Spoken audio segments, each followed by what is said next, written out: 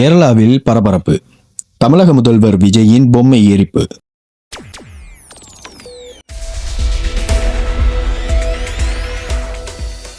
முல்லைப் பெரியாறு அணையின் நீர்மட்டத்தை 152 அடியாக உயர்த்த தமிழக அரசு நடவடிக்கை எடுத்து வரும் நிலையில் இதற்கு கேரளாவில் கடும் எதிர்ப்புகள் கிளம்பியுள்ளன. இந்நிலையில் கேரளாவின் தொடுபுழா பகுதியில் ஜனசம்ரக்ஷண சமிதி அமைப்பின் சார்பில் மாநிலம் தழுவிய போராட்டம் தொடங்கப்பட்டது.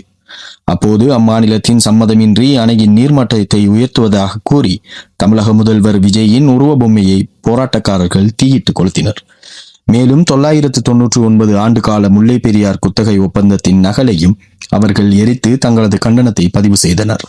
சுப்ரீம் கோர்ட் தீர்ப்பை மீறி தமிழக அரசு தன்னிச்சையாக செயல்படுவதாக குற்றம் சாட்டியுள்ள அந்த அமைப்பு முல்லை பெரியார் குத்தகை ஒப்பந்தத்தை உடனடியாக ரத்து செய்ய வேண்டும் என்றும் கேரள அரசு இது தொடர்பாக சிறப்பு சட்டமன்ற கூட்டத்தை கூட்ட வேண்டும் என்றும் வலியுறுத்தியுள்ளது. தமிழக முதல்வர் விஜயின் உருவபொம்மை கேரளாவில் எரிக்கப்பட்ட இச்சம்பவம் எல்லைப்புற பகுதிகளில் மீண்டும் பரபரப்பை பதற்றத்தையும் உருவாக்கியுள்ளது.